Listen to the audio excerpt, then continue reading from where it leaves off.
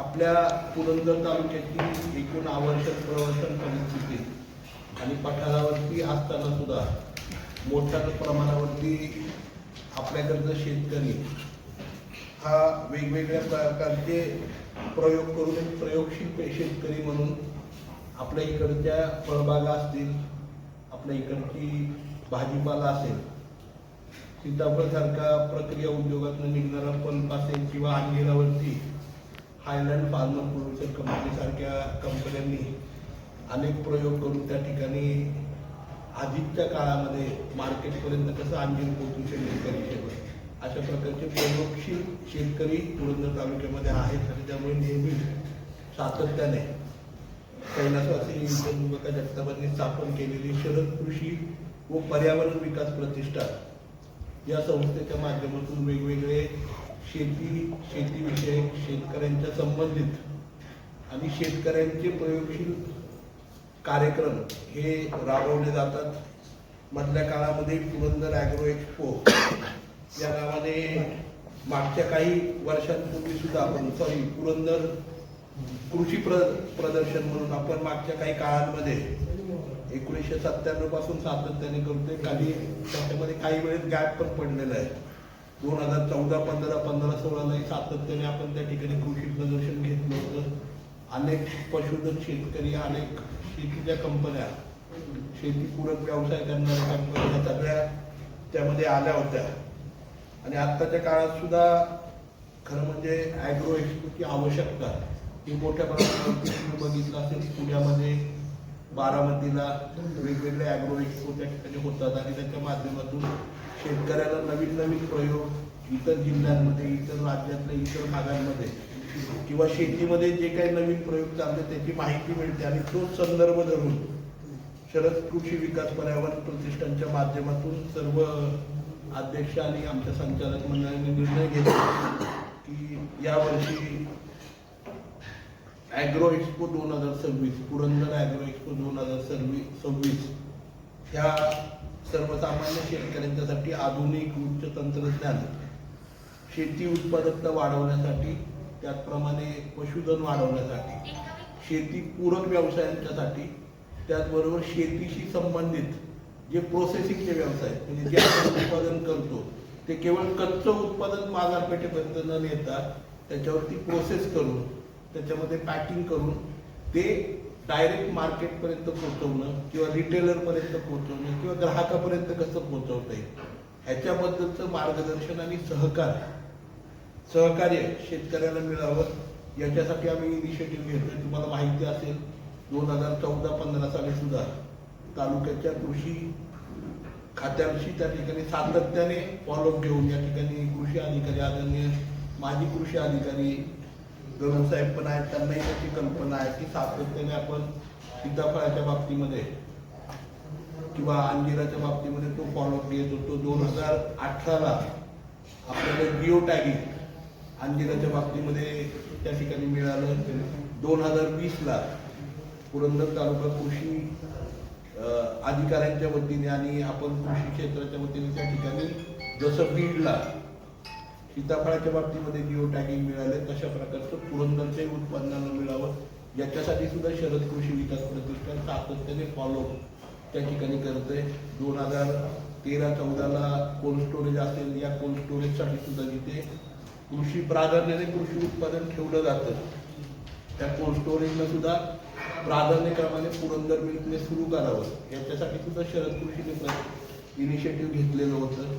आपल्याला माहिती असेल दिवे काळेवाडीमधील बचत गटाने जो सगळ्यात पहिला प्रयोग पुरंदर तालुक्यामध्ये प्रोसेसिंग आणि कोल्ड स्टोरेजचा केला.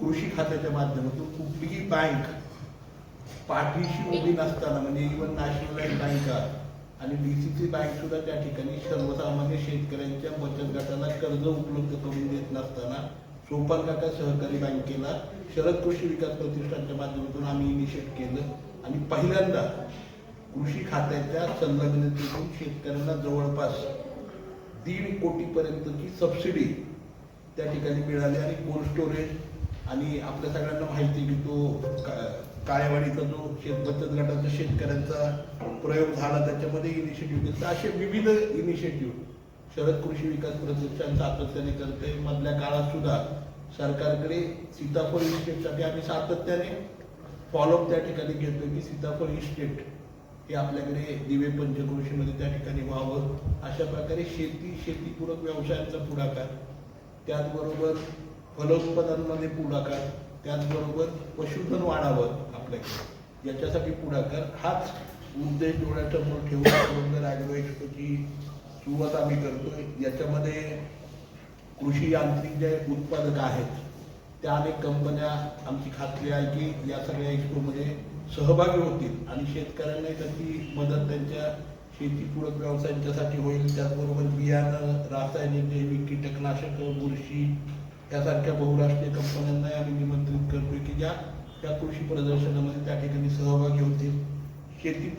पूरक जे व्यवसाय आहेत ज्याच्यामध्ये पशुपालन असेल, कुक्कुटपालन असेल, त्याचबरोबर ॲग्रो टुरिझम सारखे आता अनेक नवीन प्रयोग आपण पुणे शहराच्या जवळ असल्यामुळे होत आहेत, तर त्याही वेगवेगळ्या लोकांना आम्ही इन्व्हाइट करतोय जेणेकरून शेतीबरोबर शेतीपूरक व्यवसाय शेतकऱ्याला करता यावेत आणि याच्यातून त्याला फायदा मिळू शकेल अशा प्रकारचे व्यवसाय सुद्धा त्या प्रदर्शनाच्या माध्यमातून शेतकऱ्यांना मिळावा. आज आपल्या सगळ्यांना कल्पना आहे कृत्रिम बौद्धिकता AIच्या माध्यमातून मोठ्या प्रमाणावरती वेगवेगळ्या क्षेत्रामध्ये काम केलं जातं.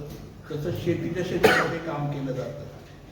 आपल्या कुठल्या पिकात कुठलं पीक आहे, कुठल्या पिकाची अवस्था काय आहे, कुठला रोग आहे, त्याला कुठलं औषध दिलं पाहिजे, ते ह्याही सगळ्या गोष्टी कृत्रिम बौद्धिकताच ना AI म्हणतो मोठ्या फॉर्ममध्ये, AIच्या माध्यमातून आज सहजासहजी सर्वसामान्य शेतकऱ्याला उपलब्ध होऊ शकतं. आज तुम्हाला माहिती भारतीय जनता पक्षाच्या माध्यमातून आपण आदरणीय देवेंद्रजींनी एक अभिनव उपक्रम शेतकऱ्यांसाठी केला आणि गेली 3-4 वर्षामध्ये मोठ्या प्रमाणावरती महसूल याच्यामध्ये सुद्धा आपल्या पिकाची नोंदणी ही शेतकरी स्वतःच्या शेतात स्वतःच्या मोबाईलमधनं करू शकतो.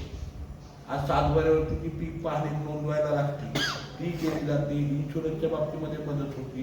त्याचबरोबर शेतकऱ्याला आता येणाऱ्या काळामध्ये हवामान खातं हेही आता मला वाटतं भारताचं आणि महाराष्ट्राचं परिपूर्ण झालंय. योग्य दिशा शेतकऱ्यांना काय येते त्याच्याबद्दल त्याच्या माध्यमातून शेतकऱ्याची उत्पादकता कशी वाढेल याच्यासाठी AIच्या माध्यमातून काय काय सपोर्टिव्ह गोष्टी आता उपलब्ध आहे शेतकऱ्यांना, हेही खरं म्हणजे ह्याच्या माध्यमातून कळणार आहे. आणि केवळ एवढंच नाही, तर आता मला गरुड सरांनी सांगितलं की फळबाग व्यवस्थापन असेल ज्याच्यामध्ये सीताफळ, अंजीर, डाळिंब, त्याचबरोबर फुलशेती, पशुसंवर्धन, त्याचे रोग, त्याचा आहार कुठला पशूंना द्यावा, ते ऊसाच्या बाबतीमध्ये जास्तीत जास्त उत्पादन कसं वाढवता यावं, AIचा वापर कुठे कुठे आपल्याला शेतीमध्ये करता येईल, सेंद्रिय शेतीचं व्यवस्थापन कसं करावं, सेंद्रिय शेतीच्या माध्यमातून कशा प्रकारे उत्पादन वाढवावं, सेंद्रिय शेतीचा जो उत्पादन होतं ते कुठल्या मार्केटमध्ये पोचवावं, ह्या सगळ्या गोष्टी, माती परीक्षणाचं व्यवस्थापन स्वतः कसं करावं, ह्या वेगवेगळ्या जे विषय आहेत हे विषय घेऊन अनेक व्याख्याते सुद्धा, म्हणजे आम्ही अशी संकल्पना करतो की शुक्रवार, शनिवार, रविवार, सोमवार असे 4 दिवस हे संपूर्ण प्रदर्शन त्या ठिकाणी ॲग्रो एक्सपो असणार आहे. त्या वेळेस वेगवेगळे व्याख्याते शेतकऱ्यांना वेगवेगळ्या विषयावरती मार्गदर्शन करण्यासाठी सुद्धा त्या ठिकाणी उपस्थित राहणार आहे. त्यामुळे आपले सर्व प्रिंट मीडिया असेल, आपले चॅनल्स असतील, याच्या माध्यमातून एकच नम्रपणे विनंती की शेतकऱ्यांच्यापर्यंत ही गोष्टी पोहोचवाव्यात की सर्वसामान्य शेतकऱ्यांच्यासाठी त्यांच्या शेतीतील प्रयोगासाठी, त्यांची उत्पादकता वाढवण्यासाठी, नाविन्यपूर्ण गोष्टी आत्मसात करण्यासाठी आणि शेतकऱ्याची उंची वाढवण्यासाठी जे काही शक्य आहे, नवीन ठिबक सिंचनमधले प्रयोग असतील, शेतीसाठीचे प्रयोग असतील, ह्या सगळ्या गोष्टींची परिपूर्ण माहिती आणि आता प्रत्यक्षामध्ये वर्तमान काळामध्ये AI पासून नवीन नवीन टेक्नॉलॉजी काय आली ही सगळी परिपूर्ण माहिती मिळण्यासाठी सर्व शेतकरी बांधवांनी आपल्या वेळेमध्ये 1 मे 2026 ते 4 मे म्हणजे शुक्रवार 1 मे 2026 ला आपण आपल्या ॲग्रो एक्सपोची सुरुवात करतोय आणि 4 मे 2026 पर्यंत हा राहणार आहे आणि याच्या माध्यमातून वेगवेगळे मार्गदर्शनपर शिबिर राहणार आहे. त्यामुळे अधिकचा वेळ आपण सगळ्यांनी ह्या काळामध्ये द्यावा. हा काळ सुद्धा मला वाटतं आपल्या शेतीच्या बाकीच्या तयारीच्यासाठी, त्यामुळे या काळामध्ये अधिकचा म्हणजे वेळ शेतकरी त्या ठिकाणी देऊ शकेल आणि याचा फायदा पुरंदर तालुक्यातल्या सर्व शेतकऱ्यांनी घ्यावा हीच विनंती आपल्या सर्व चॅनल्सच्या माध्यमातून त्या ठिकाणी मी आपल्या सर्वांना करतो. आणि माझे सर्व सहकारी या ठिकाणी आदरणीय गरुड साहेब आहेत, कोत्तेकाके आहेत, संभाजी नाना आहेत, संजयराव आहेत, संजय चव्हाण आहेत, आदरणीय कामठाण आहेत, सर्वच जण आहेत. त्यात सर्वांचं या ठिकाणी पंत आहेत, गरुड सर आहेत, सगळ्यांचं या ठिकाणी मी मनापासून सगळ्यांच्या वतीने आपल्या सगळ्यांचे आपण उपस्थित राहिल्याबद्दल आभार मानतो आणि पुन्हा एकदा विनंती करतो की आपल्या माध्यमांच्या माध्यमातून जास्तीत जास्त लोकांच्यापर्यंत ही माहिती आपण पोहोचवावीत आणि आपले काही प्रश्न असतील तर ते कृपया विचारावे. ठिकाण इंग्लिश मीडियम स्कूल ग्राउंड. याच्यामध्ये ग्रामीण उत्पादकता, कला महोत्सव हे आपण ऍडिशन त्याच्यामध्ये करतोय.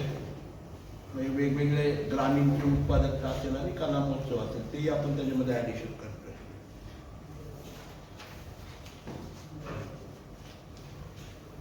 काय विचारायचे प्रश्न? प्रदर्शन लागणार का? प्रदर्शनाचा म्हणजे काय